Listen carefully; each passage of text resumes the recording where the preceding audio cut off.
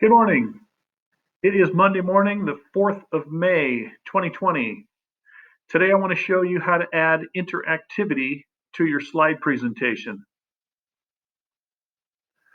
So I've got my title page, and then I've got each one of my drawings from every day that I've uploaded drawings.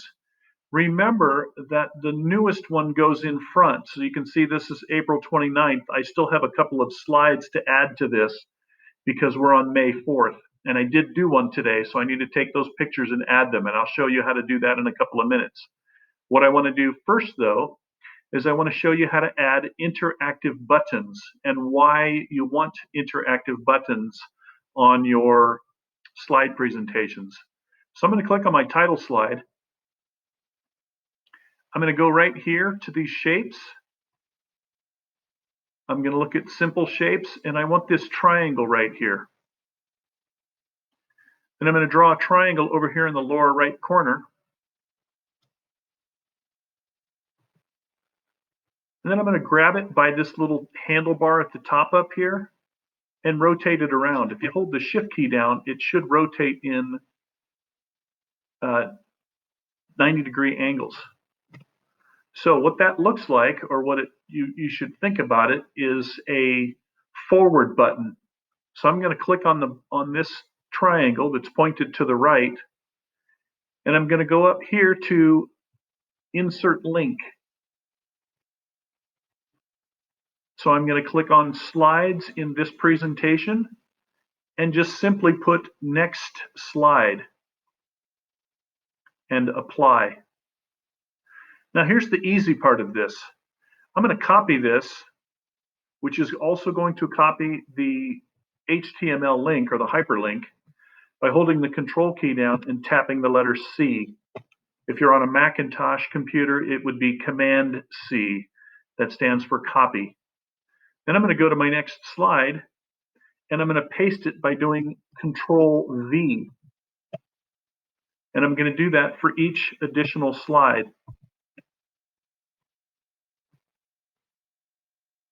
So now I've got 4 slides, all that have this next button.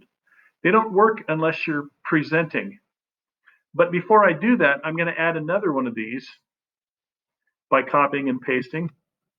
Actually, it's already copied, so all I have to do is paste it. And I'm going to move this one over here and rotate it around in the opposite direction. Now, since this is the first slide, there's nothing behind it. So I'm going to do Control X to cut it. And again, on a Macintosh machine, it would be Command X. I'm going to click on this slide and paste it, Control V, and then do the same thing on the next slide and the next slide.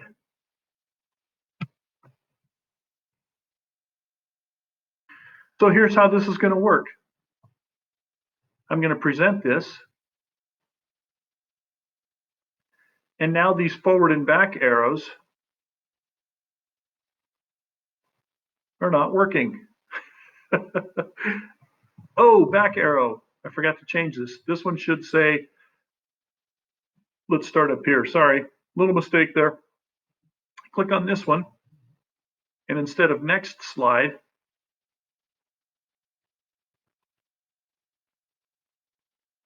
I'm going to remove this link and add this link.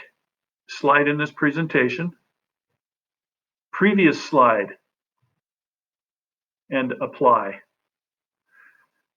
Okay, so now I'm going to copy this one, Control C, or on a Macintosh, Command C, delete this one, and paste Control V, or Command V on a Macintosh.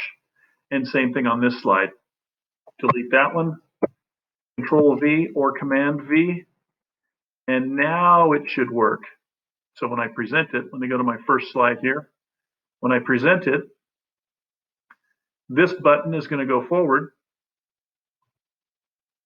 through my slide presentation. When I get to the end, I'm going to go backwards with this one. So for today, go ahead and add those arrows to your slide presentation. I will check your attendance today by seeing sometime before the end of the day if you've done today's illustration, added it here, and you've added these forward and back arrows. And remember, the first slide only has one. Every other slide is going to have two. Anytime that you're watching these videos, if you're having difficulty with them, please ask questions in Google Classroom. But also the nice thing about this is that you can go back through the video and replay it and pause it and go to your slideshow. And here's how that's done. If I have more than one application open at a time, I'm currently in my slide presentation, but if I want to go somewhere else, for instance, to watch the video, I can do Alt-Tab on a Windows machine or Command-Tab on a Macintosh machine and look at my other various windows that are open. So I can have multiple windows open and be working on various things at the same time. If this were my web page, which at some point it's going to be, because what you see in yellow here are people that have turned in their website to me, at least the ones that I've added.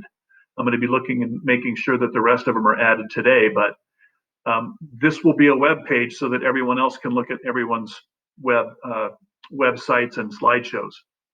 Anyway, so that's enough for today. I hope I didn't confuse you too much.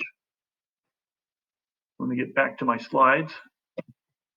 And we will have only one interactive face-to-face meeting today, which is also known as,